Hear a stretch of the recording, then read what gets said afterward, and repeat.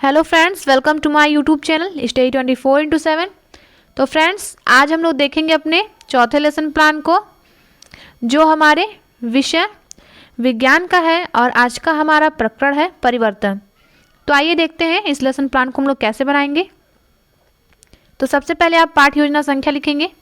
हमारा यह चौथा लेसन प्लान है, आप अपने अकॉर्डिंग लिखेंगे अपना नंबर। अब देखिए, आता है विद्यालय का नाम।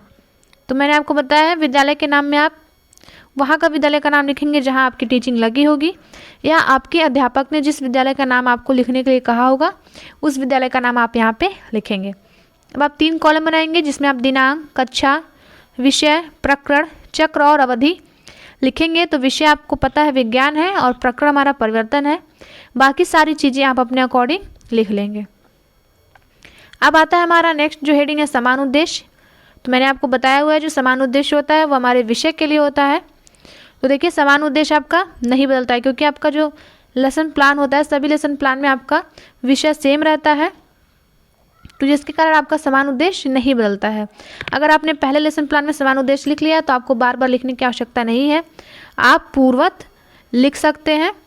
अन्यथा आपको अगर समान उद्देश्य लिखना है तो आप समान उद्देश्य लिख सकते हैं। तो देखिए, समान उद्देश्य में पहला जो है, छात्रों को भौतिक विज्ञान संबंधी संप्रत्ययों तथा सिद्धांतों का ज्ञान कराना। दूसरा, भौतिक विज्ञान के ज्ञान के द्वारा विद्यार्थियों में वैज्ञानिक दृष्टिकोण विकसित करना। तीसरा हमारा भौतिक विज्ञान में छात्रों की रुचि उत्पन्न करना। और चौथा है हमारा छात्रों में तर्क शक्ति, कल्पना शक्ति का विकास करना। और पांचवा जो समान उद्देश्य का बिंदु है वह है विद्यार्थियों को दैनिक जीवन में भौतिक विज्ञान के महत्व का ज्ञान कराना। यानी जो ये समान उद्देश्य है ये इसलिए होता है कि जो आप सब्जेक्ट पढ़ाने जा रहे हैं उस सब्जेक्ट को पढ़ाने का आपका क्या उद्देश्य है। अब आता है हमारा विशिष्ट उद्देश्य। तो देखिए, विशिष्ट उद्देश्य जो होता है वो प्रकरण के लिए होता है। मैंने आपको बताया है ये प्रकरण से संबंधित होता है। तो देखिए, जो प्रकरण आपका सभी लेसन प्लान में बदलते रहता है जिसके कारण आपका विशिष्ट उद्देश्य बदलता रहता है। तो विशिष्ट उद्देश्य के तहत आपको 3 बिंदु देखने को मिलेंगे। पहला ज्ञानात्मक उद्देश्य, दूसरा बोधात्मक उद्देश्य और तीसरा हमारा अनुक्रियात्मक उद्देश्य या क्रियात्मक उद्देश्य। तो अब देखें, नाम से ही पता चल रहा है ज्ञानात्मक, यानी इसमें जो है कि आपको पता चलेगा कि जो आप प्रकरण पढ़ाने जा रहे हैं छात्रों को उससे उनको क्या ज्ञान मिलेगा। तो देखिए, पहला है हमारा विद्यार्थी परिवर्तन की सूचना प्राप्त कर सकेंगे। दूसरा, विद्यार्थी परिवर्तन को जान सकेंगे। देखिए, अब आता है हमारा बोधात्मक। बोध मतलब होता है समझना, यानी इसमें छात्र समझेंगे। तो क्या समझेंगे छात्र? तो देखिए, पहला बिंदु है विद्यार्थी परिवर्तन का भेद कर सकेंगे। दूसरा, विद्यार्थी परिवर्तन को समझ सकेंगे। अब आता है हमारा अनुक्रियात्मक या क्रियात्मक उद्देश्य। तो देखिए, जो जानने और समझने के बाद जो छात्र क्रिया करता है उसको हम किस में लिखते हैं? क्रियात्मक या अनुक्रियात्मक उद्देश्य में लिखते हैं। आप लोग यहाँ पे उद्देश्य लिख लीजिएगा। तो देखिए, पहला है विद्यार्थी परिवर्तन की व्याख्या कर सकेंगे। जब छात्र जान जाएगा, समझ जाएगा तभी ना वो कर सकता है। तो इसलिए देखिए, यहाँ पे वो लिखा जाएगा जो आप कर सकते हैं या जो करेंगे वही आपका क्रियात्मक में लिखा जाएगा। दूसरा है विद्यार्थी परिवर्तन के उदाहरण दे सकेंगे। अब आता है हमारा सहायक सामग्री। देखिए, सहायक सामग्री में क्या होता है, जो आप प्रकरण को पढ़ाने के लिए जा रहे हैं उस प्रकरण से संबंधित कोई भी चीज़ आप कक्षा में ले जा रहे हैं और छात्रों को उससे पढ़ा रहे हैं। तो जैसे उदाहरण के रूप में आपका जो प्रकरण है परिवर्तन है, तो उदाहरण के लिए आपने पानी लिया है, बर्फ़ लिया है, चौक हो जाएगा आपका, डस्टर हो जाएगा, पुस्तक हो जाएगा, श्यामपट्ट लपेट श्यामपट्ट हो जाएगा। यह सारी चीज़ें आपकी किस में आती हैं? सहायक सामग्री के अंतर्गत आती हैं। अब आता है हमारा शिक्षण विधि। तो शिक्षण विधि में आपको लिखना होता है कि आप किस विधि का प्रयोग कर रहे हैं। तो जिस विधि का आप प्रयोग कर रहे हैं अपने प्रकरण को पढ़ाने के लिए वो आप लिखेंगे। जैसे यहाँ पे देखिए, व्याख्या विधि और प्रदर्शन विधि। अब आता है हमारा पूर्व ज्ञान, नेक्स्ट जो हेडिंग है। तो देखिए, विद्यार्थी जानते हैं कि दिन रात होता है, मौसम बदलता है, ज्वालामुखी फटता है, मोमबत्ती जलता है, यह सभी लोग जानते हैं। अब देखिए, नेक्स्ट हेडिंग हमारा जो है वो है प्रस्तावना का। ये प्रस्तावना के प्रश्न, यानी प्रस्तावना प्रश्न आप यहाँ लिखेंगे प्रस्तावना प्रश्न। तो देखिए, जो प्रस्तावना का प्रश्न होता है उसी से लेसन प्लान की शुरुआत होती है और ये लेसन प्लान की जान होती है। आप जब भी लेसन प्लान बनाएं तो अगर आपके प्रस्तावना प्रश्न सही नहीं है तो जो इसका इफेक्ट आपके पूरे लेसन प्लान पे पड़ता है। तो शुरू के जो आपका लेसन प्लान उसमें जो प्रस्तावना के प्रश्न हैं वो आपके श्रृंखलाबद्ध होने चाहिए, सरल होना चाहिए, छात्रों के पूर्व ज्ञान एवं वर्तमान ज्ञान पे आधारित होना चाहिए और आपके प्रकृति से ही संबंधित होने चाहिए। इधर उधर के प्रश्नों को आपको इसमें नहीं रखना है। इसके लिए आप 3 कॉलम बनाएंगे। पहला क्रम संख्या, दूसरा छात्राध्यापक क्रिया, यदि छात्रा है तो छात्राध्यापिका क्रिया कर लेंगे आप लोग, तीसरा हमारा छात्र क्रिया।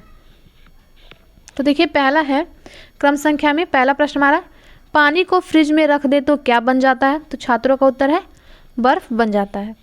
दूसरा प्रश्न है, बर्फ को पानी करने पर क्या बन जाता है? तो पानी बन जाता है।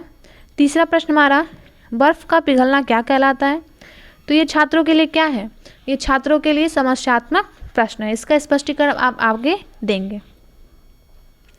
अब आता है हमारा उद्देश्य कथन, नेक्स्ट हेडिंग।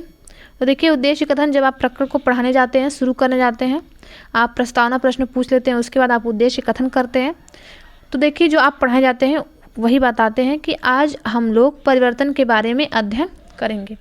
जब भी आप उद्देश्य कथन करिए तो इस बात का ध्यान रखिए कि जब आप उद्देश्य कथन कर रहे हैं तो आप में भी उत्साह होना चाहिए, एनर्जी यानी ऊर्जा होनी चाहिए, ऊर्जावान होने चाहिए आप, जिससे आपको देखकर जो छात्र हैं वो भी उत्साहित हों और उनका ध्यान कक्षा में ही केंद्रित रहे, बाहर की तरफ ना जाए। तो देखिए अब आता है हमारा प्रस्तुतिकरण। प्रस्तुतिकरण हेडिंग डालेंगे आप लोग और 4 कॉलम बनाएंगे, जिसमें पहला आपका शिक्षण बिंदु, दूसरा छात्राध्यापक क्रिया, तीसरा छात्र क्रिया और चौथा होगा हमारा श्यामपट्ट कार्य। अब देखिए शिक्षण बिंदु में आपका जो हेडिंग होगा परिवर्तन, नियमित एवं अनियमित परिवर्तन। स्पष्टीकरण देंगे आप लोग। देखिए सबसे पहले यहाँ पे आपको लिखना होगा परिवर्तन के बारे में। अगर आप लिखना चाहते हैं तो यहाँ पे परिवर्तन क्या होता है उसे आप यहाँ पे लिख दीजिएगा। तो देखिए अब आता है हमारा स्पष्टीकरण। तो आप लिखेंगे क्या, वे परिवर्तन जो एक निश्चित समय पर होते हैं नियमित परिवर्तन कहलाते हैं। वैसे परिवर्तन जो होता है जिस किसी भी रूप में बदलाव हो जाना, जैसे पानी का बर्फ़ बन जाना, पानी का जब आप गर्म करते हैं तो उसका वाष्प बन जाना, यह सब आपके क्या है, ये सब परिवर्तन के ही उदाहरण हैं।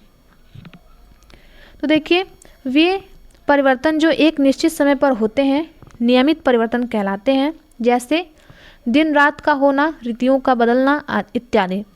छात्र क्रिया में आप लिखेंगे छात्र ध्यानपूर्वक सुनते हैं और श्यामपट्ट कार्य में लिखेंगे आप लोग दिन और रात का होना नियमित परिवर्तन है। जैसे क्योंकि यह देखिए यह नियम मतलब होता है कि रोज़ आपका दिन होता है रात होता है, इसलिए क्या हो गया नियमित परिवर्तन हो गया। लेकिन जो जैसे आपका ज्वालामुखी का फूटना, वो आपका ज्वालामुखी का फूटना नियमित नहीं होगा, अनियमित परिवर्तन हो जाएगा। अब देखिए वे परिवर्तन जो किसी निश्चित समय पर नहीं होते हैं अनियमित परिवर्तन कहलाते हैं, जैसे बाढ़, तूफान, सूखा, भूकंप का आना तथा ज्वालामुखी का फटना। फिर आप लिखेंगे श्यामपट्ट का छात्र क्रिया में छात्र ध्यानपूर्वक सुनेंगे या श्रवण करेंगे। श्रवण करना मतलब सुनना। श्यामपट्ट कार्य में लिखेंगे आप लोग बाढ़ का आना या भूकंप का आना अनियमित परिवर्तन है। आगे बढ़ते हैं हम लोग। यहाँ पे देखिए आप लोग मूल्यांकन के प्रश्न नहीं लिखेंगे, आप लोग बोध प्रश्न लिखेंगे। तो बोध प्रश्न जो आप स्पष्टीकरण देते हैं उसी से आपको बोध प्रश्न पूछना होता है। बोध प्रश्न में आप प्रश्नों की संख्या अपने अकॉर्डिंग रख सकते हैं, परंतु इसमें आपको प्रकृति से ही संबंधित प्रश्नों को पूछना है। अदर से इसमें बाहर से आपको कोई भी प्रश्न नहीं पूछना है।